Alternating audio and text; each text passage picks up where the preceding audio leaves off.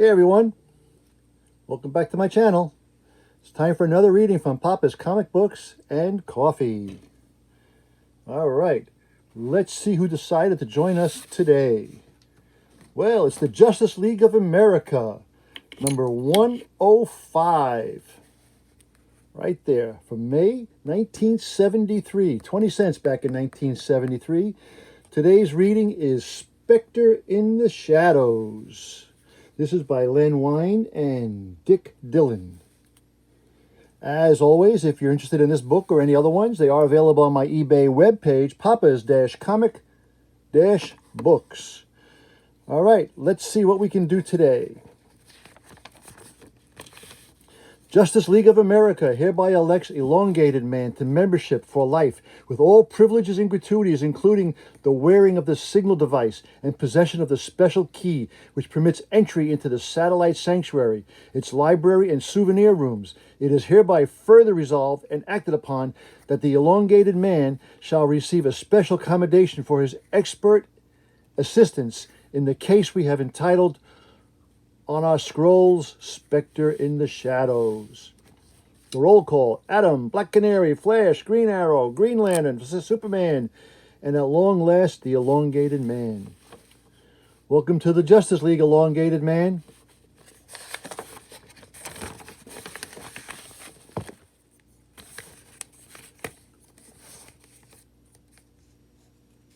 A balmy spring afternoon, as two surprisingly familiar people browse leisurely through a prominent art museum.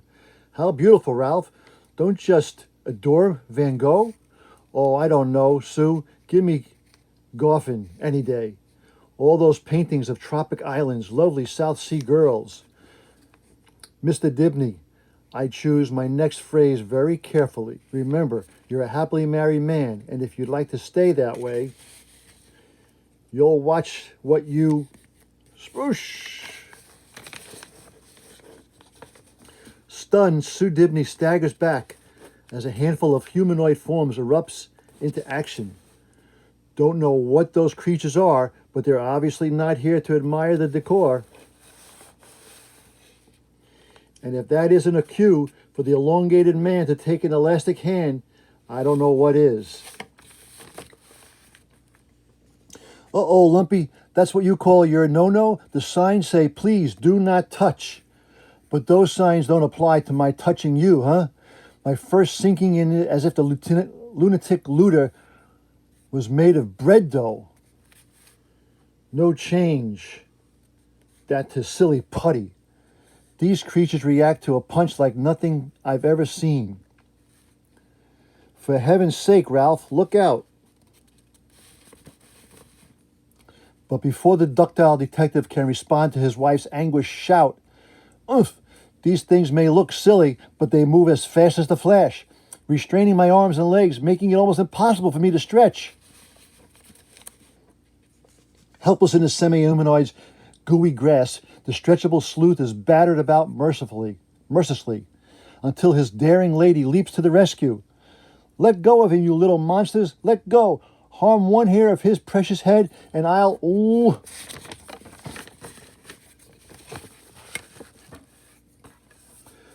Moments later, the Elongated Man is sent sprawling to the floor, and the putty men return to their interrupted crime. Then, with smashing suddenness, they're leaping out the window, but it's 5 stories down. Got to stop them from escaping.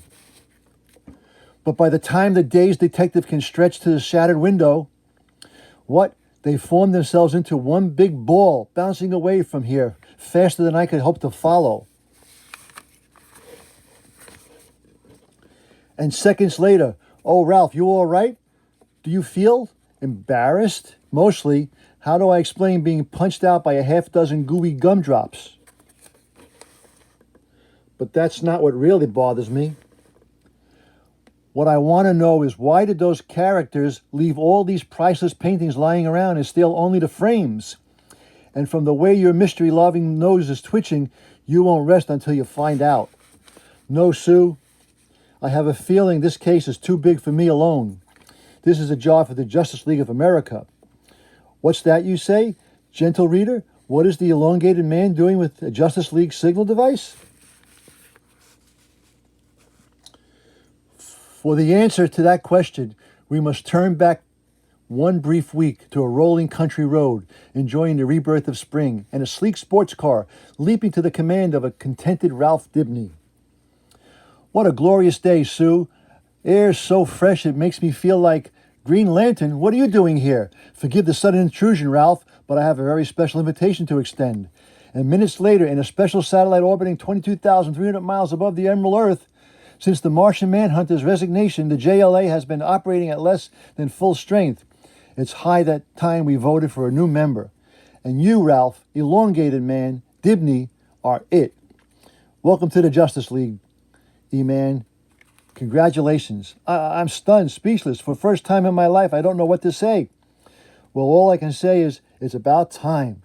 Sue, you're embarrassing me. That's a terrible thing to say. Why isn't a girl entitled to a little wifely pride about her right about now? Now, be still, silly, and let everyone congratulate you.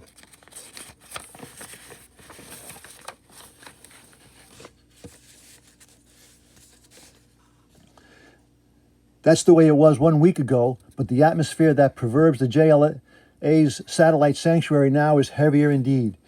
And that's the whole story, gang. I usually handle this kind of crazy case by myself, but those flubber freaks have me outmatched physically. You can count on us to help, Ralph, but I'm not sure what sort of help we can give. Our best chance of finding those creatures is wait until they strike again.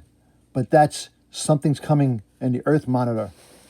And when the information has been fully recorded, those putty people have struck again in Motor City, on an oil rig off the California coast, and in the small northeastern town of Desolation. Then, what are we waiting for? Let's get after them.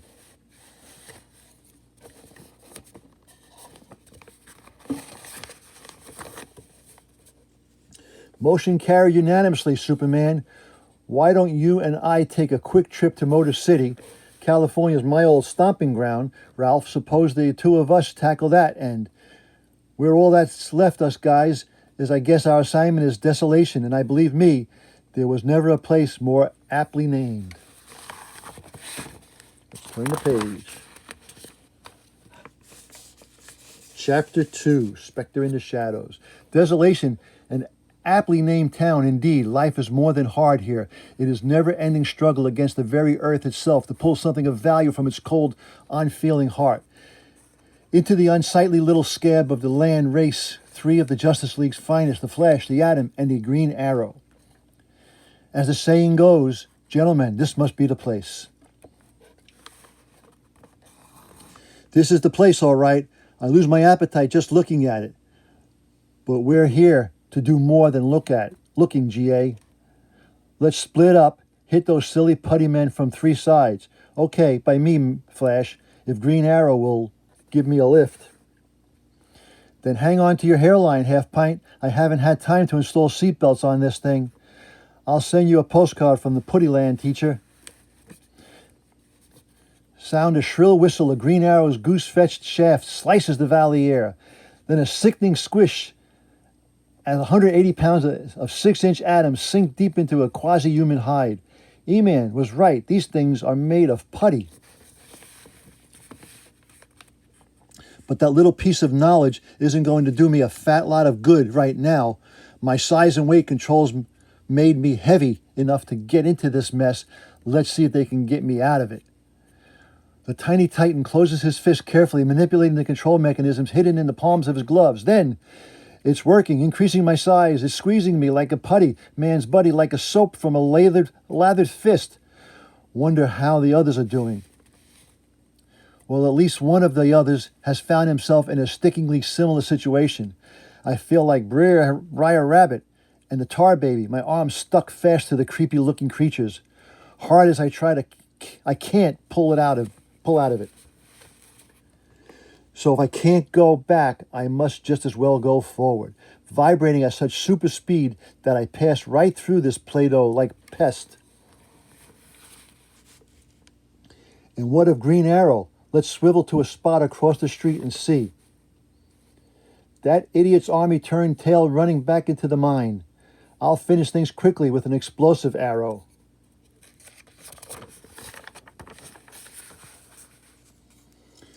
What the? You fire that contraption arrow and you'll finish everything. There's pockets of coal gas in that mine. One spark and they'll be scraping up pieces of this town for months. That might not be too bad of an idea considering, but I guess I'm going to have to handle this the hard way. It's time I join my buddies in the mine. Muscles flexing. The Emerald Archer sprints across the dusty street and into the gaping maw of the rundown mine, while a somber top-coated figure steps soundlessly from the shadows. Well, it's about time you got here, G.A. What kept you? Sorry, small fry. Would you believe I got stopped for jaywalking? Anyway, I'm here to make up for lost time. Maybe I can't use my arrows in here, but let's see what a hunk of plain, unadorned wood will do to nothing. Coal gas, noxious fumes of acrid methane released by the hurtling shard of wood billow into the stale mine air, filling the rough-hewn chamber with rippling clouds of death.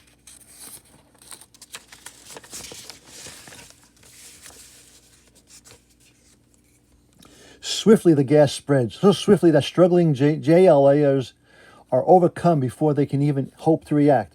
Gas to do something. Can't. No strength left. And a handful of doughy forms waddles mirthlessly out of the mine. For a time without time, the daring trio lies sprawled, unmoving. Then a breeze begins to blow down the twisting tunnels. Whoosh! A breeze that becomes a ragging wind that whistles through places no wind has a right to be. Then suddenly the wind is gone, leaving three slightly haggard heroes standing in the wake. Don't understand it. There's only one exit from this mine, no way for a breeze to blow here, and yet, don't look a gift gust in the mouth, Flash. Just those speedy feet of yours moving. And within instants, can't figure it. Why in blazes are they stealing coal that we can worry about later, after my trusty net arrow puts them under wraps? Great shot, G.A., if those putty punks have any fight left in them. Great shot. Okay. A little super compressed air pressured should squeeze it right out of them. At blinding speed, the modern Mercury whirls around the netted foes, almost obscuring them from sight. Come on, Arrow, let's get in the finish on this.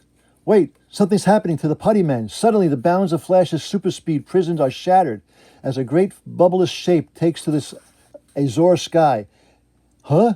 They've turned into an old-fashioned balloon, using my net to contain themselves, and my air pressure to give them buoyancy. With stunning swiftness, a fistful of green-fetched arrows is launched heavenward, but forget it, G.A., they're already out of range. No way to catch them now. At least we stopped them from getting what they came for. And why were they swiping coal? Who could possibly have sent them? And as the Scarlet Speedster speaks, a certain top-coated form turns grimly and steals once more in the shadows.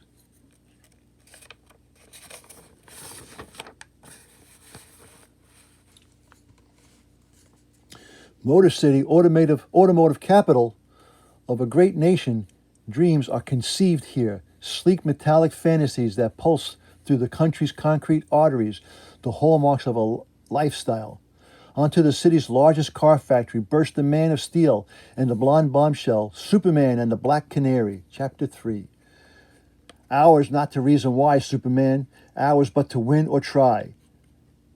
Hey, these things really do stretch like taffy. There are putty men, bird lady right there. My telescopic vision spotted them in the act of stealing tires. Twisting her like a little body, the Black Canary lands on her feet and, Taffy, meet Tire. Wouldn't be surprised if you two were distantly related. But the smile swiftly fades from Canary's lovely face as, Putty Man, stretching his body, snapping the tires back at me. And hardly more than a whisper escapes the girl gladiator's lips as she sinks into oblivion. Oh.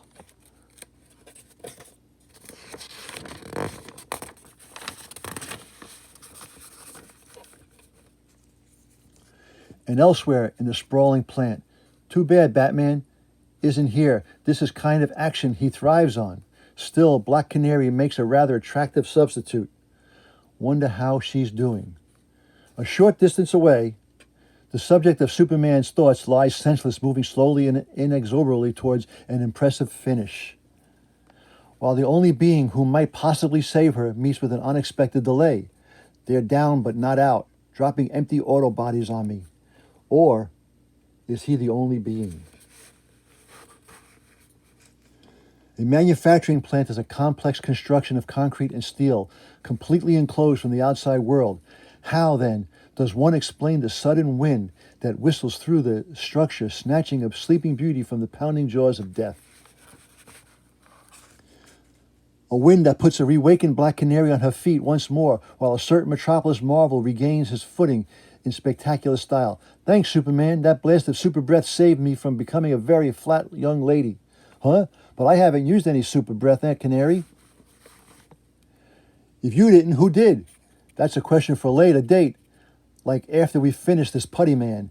His unearthly muscles working at an incredible speed, the Kryptonian Colossus begins reshaping the damaged Autobodies into a garbage scoop of stunning proportions. My own little cleanup campaign to get the trash off the floor and into the can where it belongs. No trash cans around. Guess I'll have to settle for this disposal yet.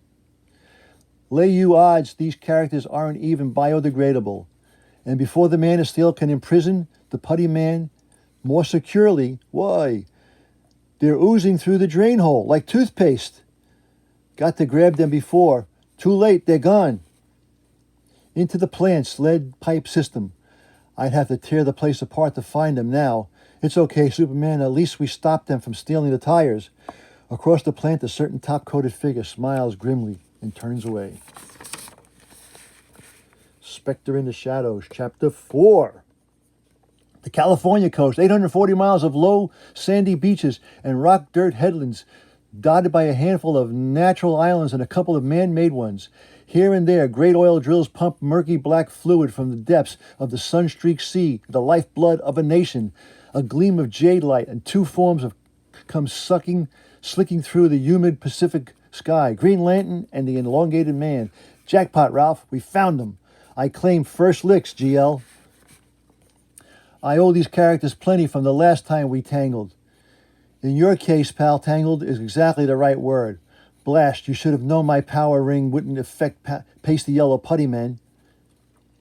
Still, there's effect in this cause, and the ring can definitely cause these oil drums to pound my point home. That should hold him for a few seconds. How you making out, Ralph? Ralph? No. Go get him, Justice Leaguer.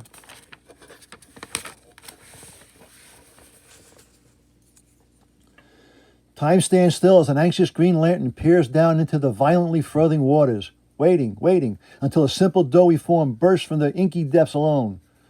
Great Guardians, Ralph, still down there? Gotta go after him and pray I'm not too late.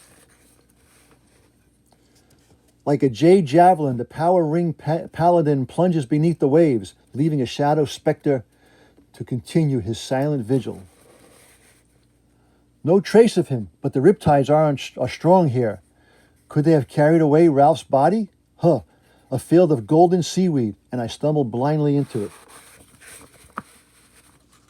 This yellow menace tightening around me. Searing velvet fills the spaces behind the green gladiator's eyes as the writhing vegetation tightens its embrace.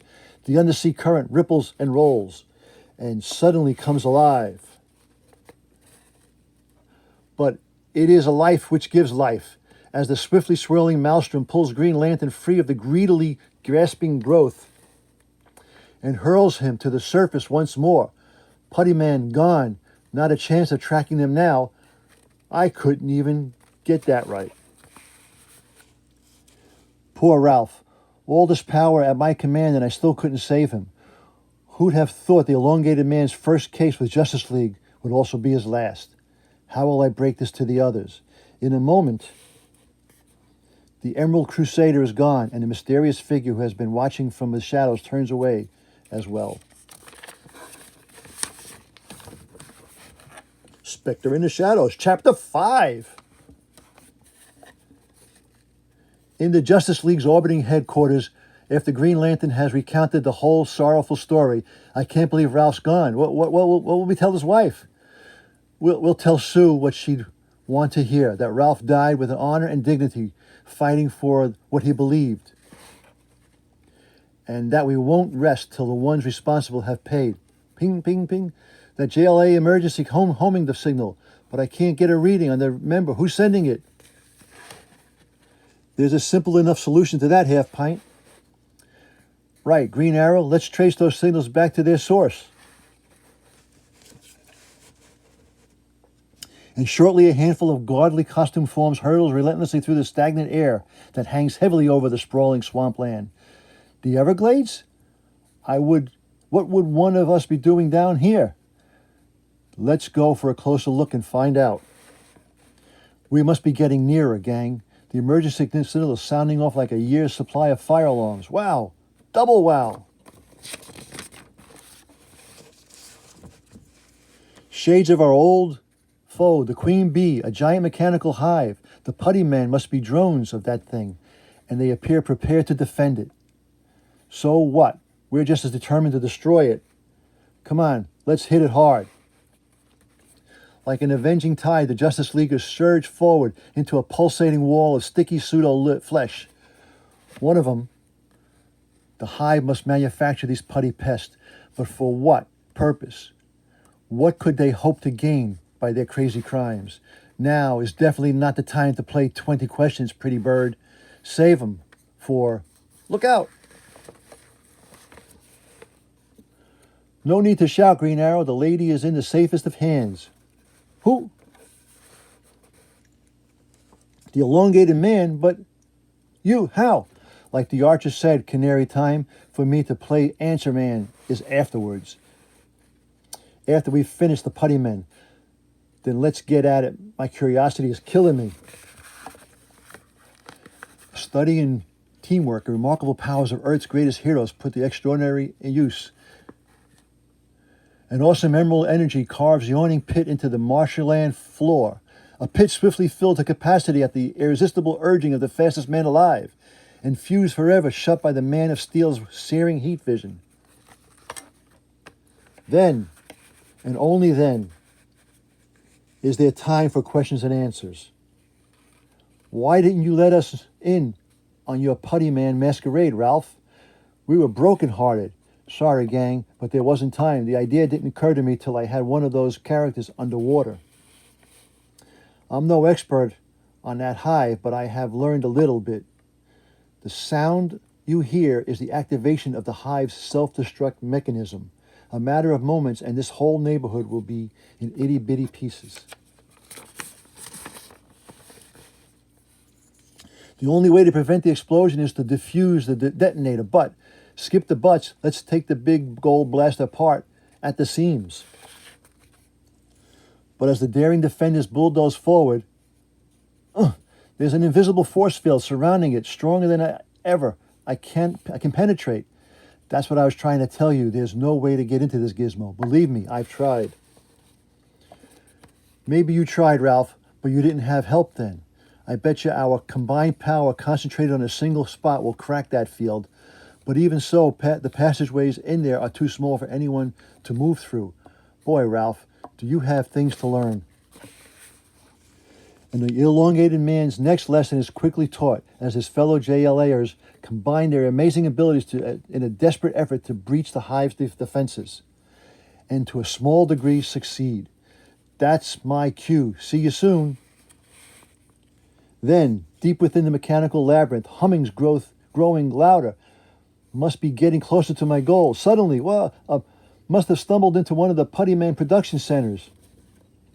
Stuff's wrapping around me, messing up my size and weight controls. I'm trapped. Oh no. That all depends on how you look at things, little buddy. Superman was following your progress with his X-ray vision. Stretchy, I am glad to see you. Part of it, anyway. Moments later. Sorry I blew it. It's not your fault, Adam. It was a good try. And we have no time for a second one. That hive's about to blow.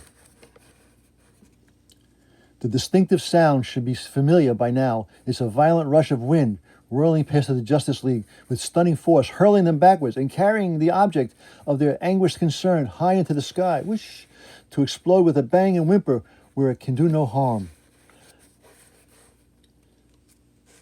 Tell me I saw what I think I saw. Did a giant cyclone just bowl us over and carry the hive off into space? Or do I need a long vacation? You saw it all right, Archer, but what was responsible for it? Not what, Superman, who? You should have expected me by now, people. I've been following you around since the mission began. Then you are responsible for that wind in the mine, and the one in the factory, and the whirlpool that saved me? But who are you? Why do you keep rescuing us? You don't recognize me, Black Canary? Perhaps it is my attire. Surely you'll recognize me if I look like this. No, it can't be. The Red Tornado. He died in the last Justice Society adventure, so all of us could live. Puzzle reader, so if the Justice League, but all will be revealed to them in your next issue. All right. That was, oh, look at that. Blood-curdling vampire bat, only $1. That was Justice League of America, number 105. 20 cents back in May of 1973. All right, if you liked it, give me a thumbs up. If you didn't like it, give me a thumbs down. I'm easy. Tell me what you didn't like about it. As usual, if you want this book or any other ones, it is available on my eBay webpage, papas-comic-books. And as I always say... That was easy. Until next time, Papa, out.